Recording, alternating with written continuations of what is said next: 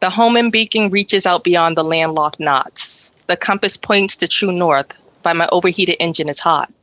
Will this unsure journey sink my ship? Its light scans the ocean and there I sit. In an open body of blue, I am exposed in it. How long will it be before rust eats my boat's floor? The more I run, the more I want to go home. I belong there where the beacon homes. Have I found my resting place? Safe haven it gives me, comforted it leaves me. Oh, please believe me, it has a toe. I get pulled ashore and rest easy on the sand. The waves stroke my hand and I know things will be okay. I found my way and the beacon guided me in. That was Ramona Pina of the BookBaby sales team with a reading of her poem Beacon from her collection Albatross, available on Amazon now. She's participating this month in NaPoWriMo, that's National Poetry Writing Month, where you're supposed to write 30 poems, one each day for the month of April.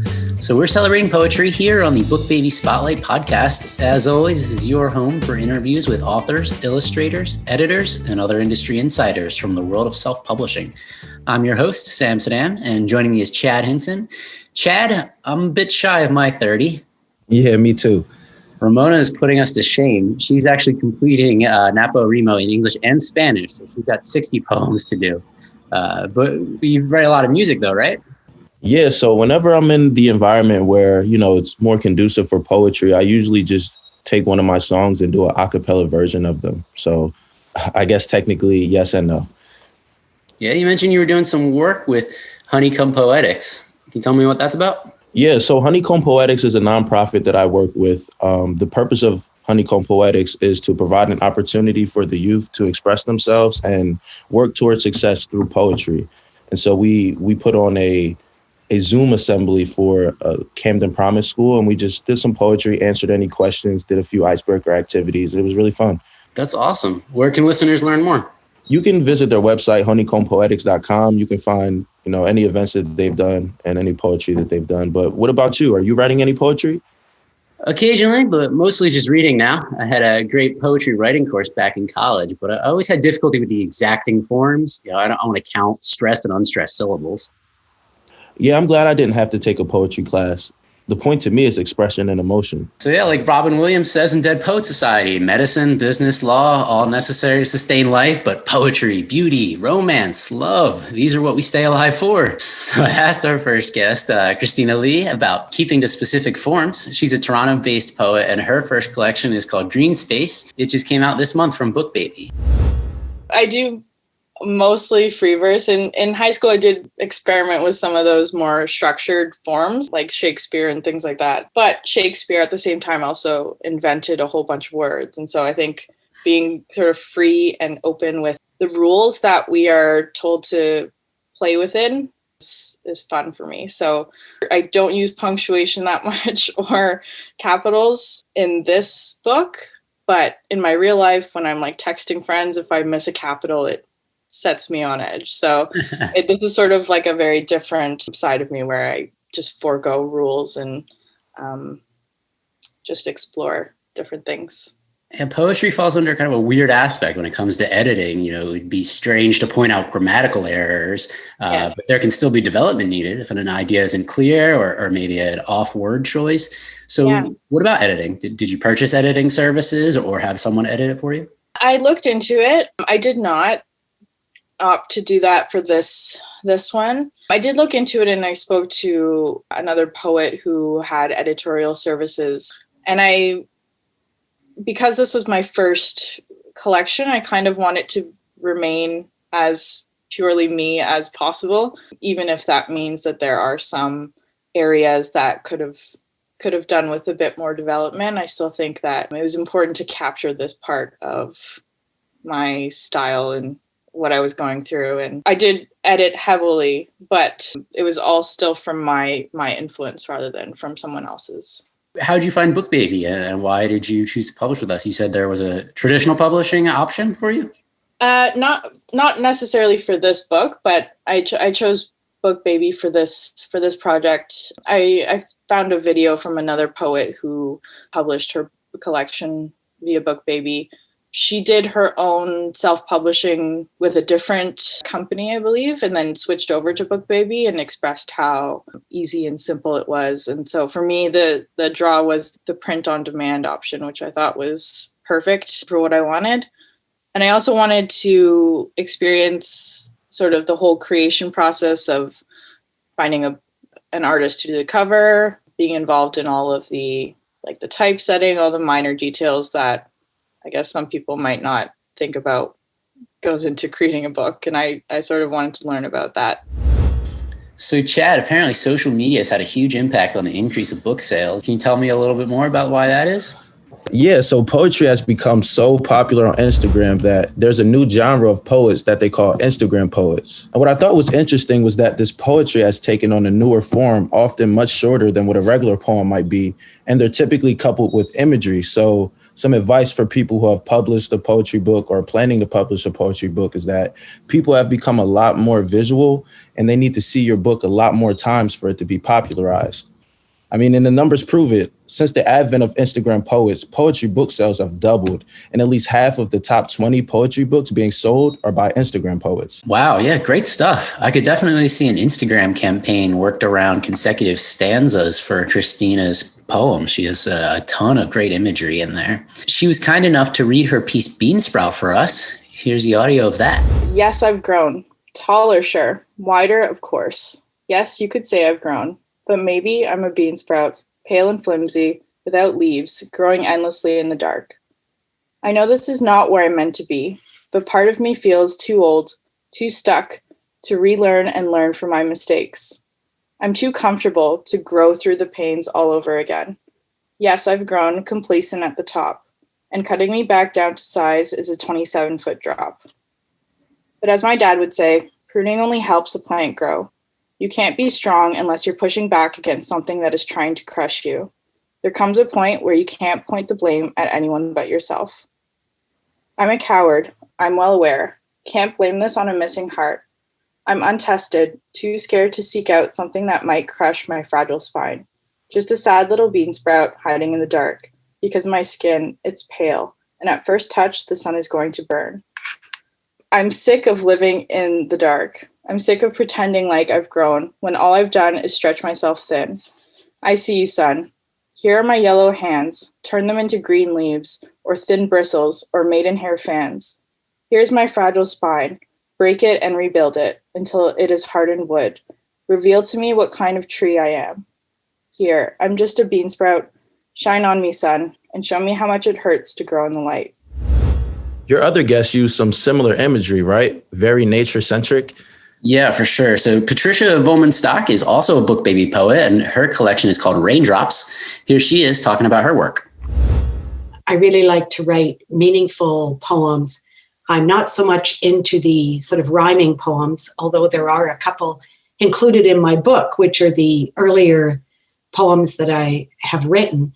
But I'm very inspired by writing poems to do with creation and nature and things along that line. So for this book, I started actually writing it pre-pandemic, and then it just sort of blossomed from there. So the only thing that we were able to do is sort of go outside and go for walks and connect with nature. And what I came to realize is that there's so much beauty outside that I would study animals, and I'd spend a lot of time down at our local dike watching herons and squirrels and birds. And I took a lot of inspiration from my poetry, by looking at things in nature. It seems like you set that a lot to a spiritual connection as well. Yes, definitely. I was involved in the Anglican Church. I was a postulant to become a deacon here in one of the local congregations. And so I felt that I did a lot of work with the homeless, or houselessness, I guess is the correct term. And I found that poetry was a real way to connect with people because they really liked the calming aspect of poetry. This book feels very familiar. You made a Facebook ad for it. So great news. She loved it. She purchased design, metadata optimization, and a Facebook ad from BookBaby, and she was happy with all of them. So I worked with the designers, and it was really such a fantastic process because they came up with the initial design, and I didn't really like the font. It didn't really to me, state what I wanted to say. So they were excellent in changing everything to what I wanted, using all the incorporating all the colors that I wanted, because I wanted raindrops to be, very earth tone, very nature looking. So I wanted there to be raindrops on it, but I didn't want it to be something that looked sort of juvenile. So I really love how they came up with doing the gray rain against the blue backdrop and the handout that is catching the raindrops.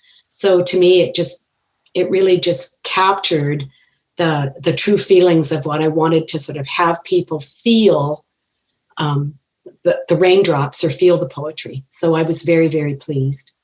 That's great. That's what we go for. So what about Facebook advertising? So you did an ad with us. I think it's still running, actually. So what was your experience like doing that? It was very good. The page that they created is gorgeous. I guess if I can say my only sort of not really complaint, but maybe comment is it's not appearing anywhere in Canada. It's only being just targeted throughout the United States, which is great. And I'm sure that BookBaby's probably, I know they have a lot of Canadian authors, is probably maybe looking at ways to sort of do that more, incorporating more advertising in Canada. Yeah, that's no problem at all. We could actually, we default to the U.S. audience because we are a U.S.-based company. Right. But yeah, we can direct ads anywhere. That really is just a matter of changing a few settings in Facebook. Excellent. Yes. So I was happy that they were advertising the way they were, because to get noticed as a fairly new Canadian poet, it's good to advertise in the U.S. because it's a huge market. And if I may, like the shipping costs are cheaper for people to order a book from BookBaby in the U.S. than it is in Canada. So I really like the idea that it's being advertised there. And then once I've sort of, got ingratiated into the hearts of people in the U.S., it's much easier to get more exposure in Canada. I wish I had known about Canada for her ad. I know. We should talk to her about running some ads in different marketplaces. But leaving poetry aside for a minute, April's also Autism Awareness Month, and I wanted to catch up with BookBaby author Brad Eck. His book, Specialisms, Autism Perspective, is arriving this month. It tells the story of his family, and especially his son Daniel, who was diagnosed with high-functioning autism as a child. Brad's book weaves together different perspectives, including Daniel's, to tell a compelling story of hope. And here he is talking about that format. Getting the thoughts and the considerations from my daughter, who was the major contributor, as well as her brother and Daniel himself, throughout the book, as Grandma and Grandpa were in there. Getting all of those perspectives from the different stories did a couple things. Number one, it validated the accuracy of the story. That was a good thing, of course, to have, because our memories are all different. But getting their perspectives on how they saw this, just it helps reach an audience that might have a different perspective than myself. And I know that I think pretty substantially different than most people. So getting a more common perspective was a good thing. I think validating the memory is an interesting term. I'm reading a memoir called Educated by Tara Westover at the moment.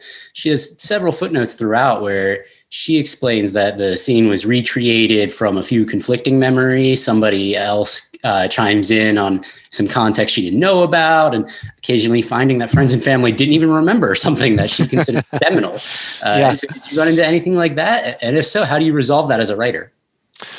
Many of the stories I leaned on the perspectives more than my own memory, just for various different reasons. But I know with my daughter, because she gave so much input into the book, she and I actually had long conversations going over the memories and different things.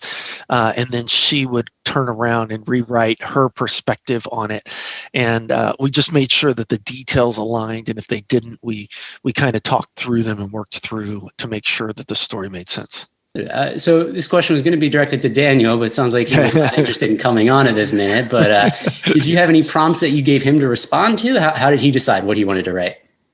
Yeah, that was really late in the book. It was after editing. My editor had suggested that we actually get Daniel, if possible, into a couple of the books. So some of the deeper stories, those are things that are personal and hard to touch, especially for someone who's gone through what he's gone through. But some of the lighthearted stories, like the candy wrapper story and things, those were lighthearted ones that he could jump in and remember and laugh. I remember me asking him about whether or not he would talk about that story. He just laughed, in the room with me over the story. And we talked about some of the details and worked through it for his perspective. Did you? Was there anything that he didn't want you to share that you felt you had to leave out because it was too personal or embarrassing? Nothing that he specifically said. There are a couple stories that I have purposefully left out just because they're too private. Some things that didn't necessarily add value to the book that I thought would be there. But I think from Daniel's perspective, it's interesting because when I finally got the book in hand, I gave him the first copy. He sent me a text a week later. He said, "I hope you don't mind, but I gave it to a friend of mine because I wasn't prepared for this." So he hasn't even really just taken the time to sit down and read it because the memories are tough. It was a tough life. And he also told me about what his goals were for publishing. And again, my goal in writing the book, it's great to have a book, it's great to be an author, but it's not necessarily to sell the book. My goal is to get the message out that there's hope. And so now I'm in that, I guess you could say, difficult place of what's next, right? We published the book, it's being distributed, it's getting out there. And of course I can market the heck out of the book, but really it's less about marketing the book and marketing it. What I want to do is market the story and talk to people. And I think that's where being on your podcast is a great example of really what I want to do with this is talk to people and share with them the hope that there is in raising a child and getting through this, that there is hope at the end. And I can tell you that there were times in the middle of this we did not have hope. You can check out Brad Eck's books, Specialisms, on Bookshop, as well as Christina Lee's Green Space and Patricia Vollmann-Stock's Raindrops. That's stored.bookbaby.com. Thanks to all of our guests for their time. And if you want to join them and publish your poetry or any genre, BookBaby's eager to hear from you. We're available at 877-961-6878, and our phone support is now open late. That's Monday to Friday, 9 a.m. to 8 p.m. Eastern. And we'll be back next month with another episode of the BookBaby Spotlight. Playing us out today is going to be Patricia with her perfectly timed poem, Springtide. Stay safe, everyone. Springtide, the renewal of life. God's creation is animated in a myriad of hue. Nature awakens its sleep-filled eyes of dew.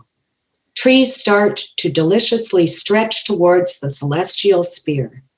Sprouting seeds, animals drawing near. The sunshine tenderly wraps us in warmth and light. Roots anchoring down with all their might. Water, sun, and soil, the holy trinity of spring. The first stage of life that creation and creator bring. The season of joy and change to begin, to grow above, below, within. The chilled starred nights, the delights of frost, and joys, the showers, the landscape glossed. Blossoms, buds, and heavenly scents. God's watercolor enchantments. Cherished aspirations become unclouded. Renewed, reconciled, now undoubted.